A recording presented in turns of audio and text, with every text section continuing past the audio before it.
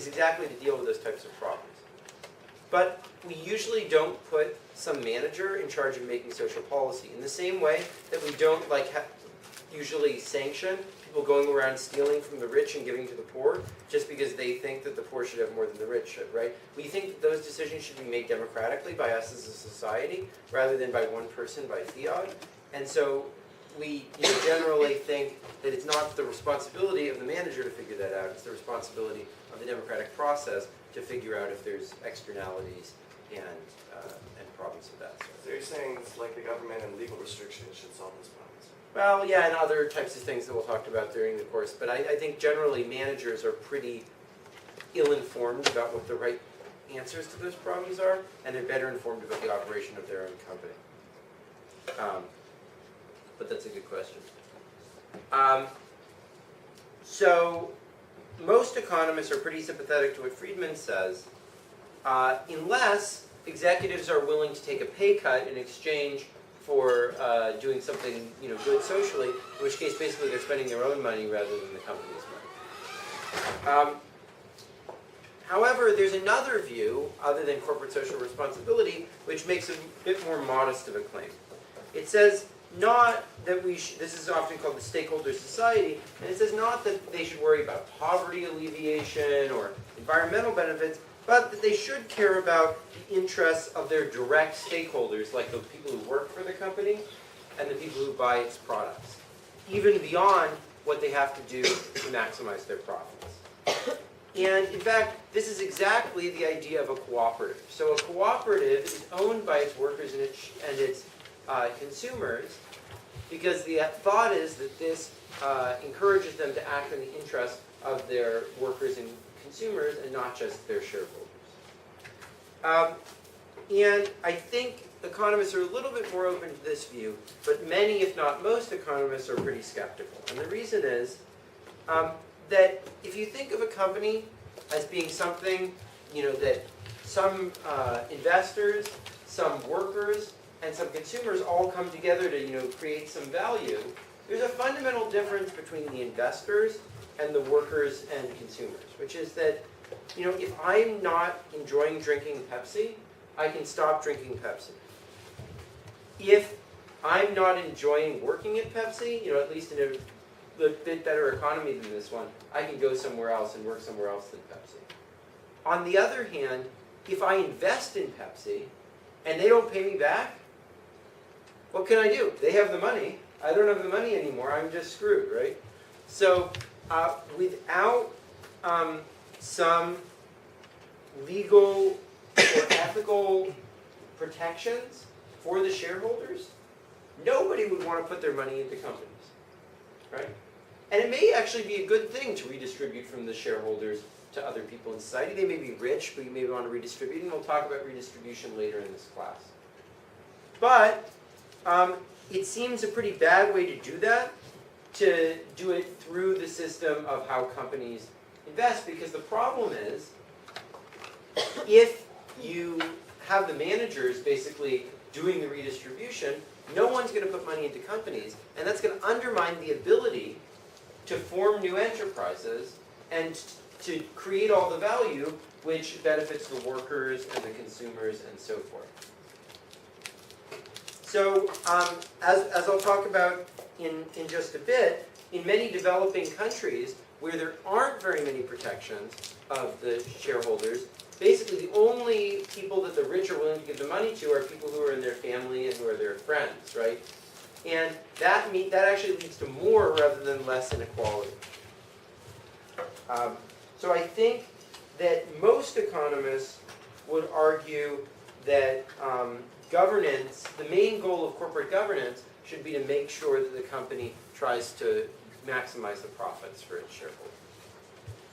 But a basic problem comes up when we say that, which is, what the heck are profits anyway? So in a very naive view, profits are just, the amount that you sell times the price you sell it for minus the cost of producing.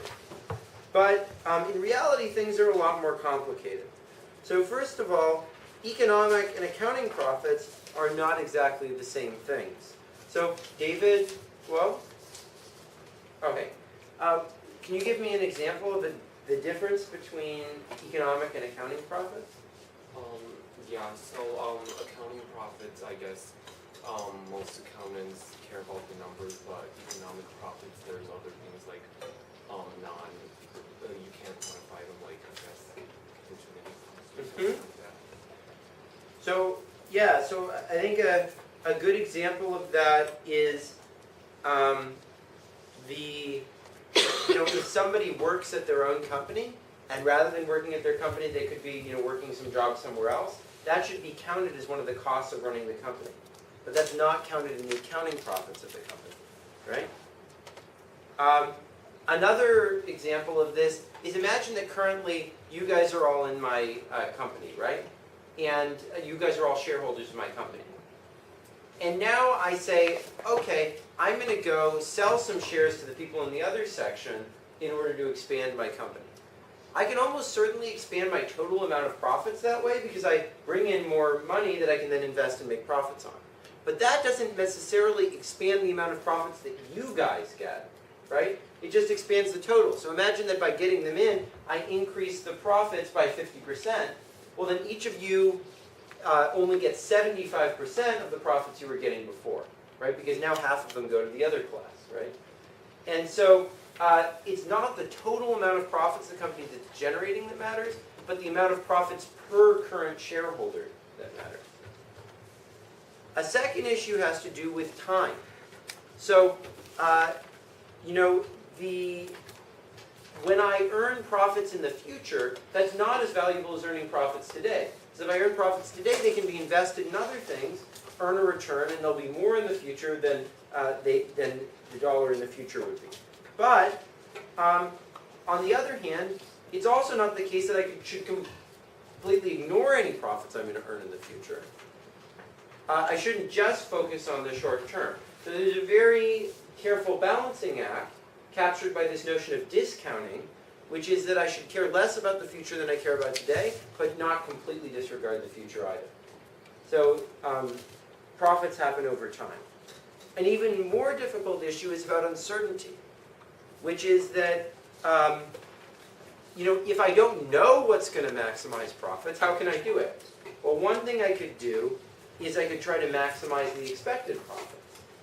But even that is not really very well defined, because it's not really the expected profits that I care about.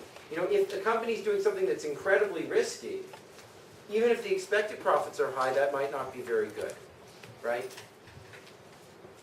And one solution that has been proposed to this is that a company should maximize its stock market value, because this will include all of the uncertainty and all of the discounting in its value. So, Connie Nan? Hey, what are some of the problems with using stock market value as something that companies try to maximize? Well, because one, it's only possible for corporations to issue stock. Yeah. So there are like the proprietorships and other companies that aren't corporations that allow us to. Yeah, that's a good point. And it only shows you what the value of it is today, and you don't know if it's going to change in the future. So. Yeah, no, those are good.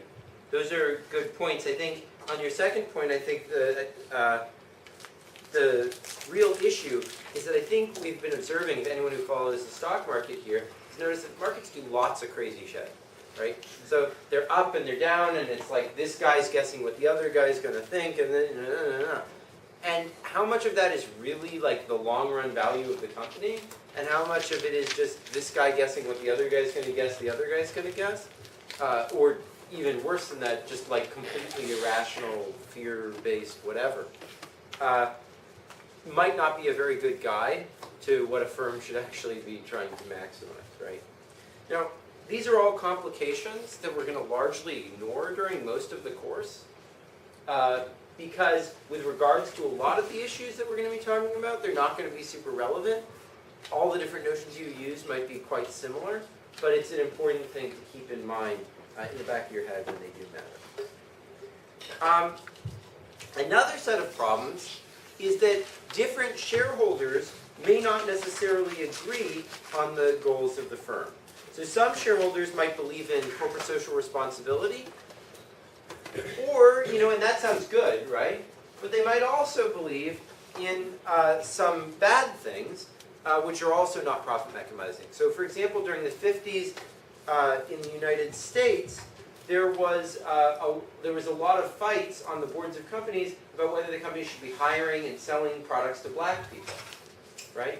And some people wanted to maximize profits, which involved selling it in poorer black communities, and other people didn't want to because they basically were racist, right? And so companies avoiding profit maximizing can be to do some social responsibility thing that we might think is good, or to do something that we might think is very harmful. And a common response that economists have to this is, again, that if people want to spend money on some social goal, the company should maximize its profits, and then people should spend the money they get out of that on whatever social goal they have. It's also important that different shareholders may have different perspectives on risk.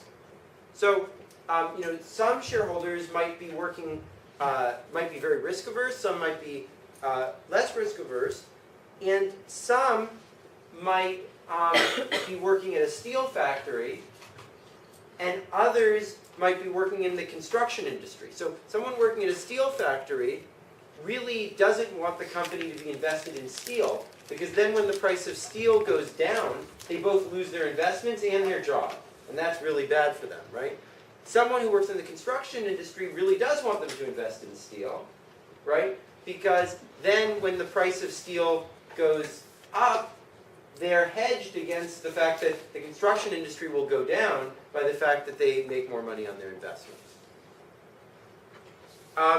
There are also different classes of shareholders. So the preferred shareholders may have different interests than the common shareholders. This is not a problem at most companies because there aren't that many preferred shareholders at most companies. But a bigger problem is that there might be one large shareholder at the company who can create problems for others. So why might why might having one large shareholder create a problem for other shareholders? So the large shareholder will dominate the other decision of other shareholders. And how could that be bad for the other shareholders? Because it become they won't have a say. Yes. So, a particularly bad thing about that, right, is that, and this happened in Russia a lot. Imagine that I wanted to get all the assets from a company and pay very little for them.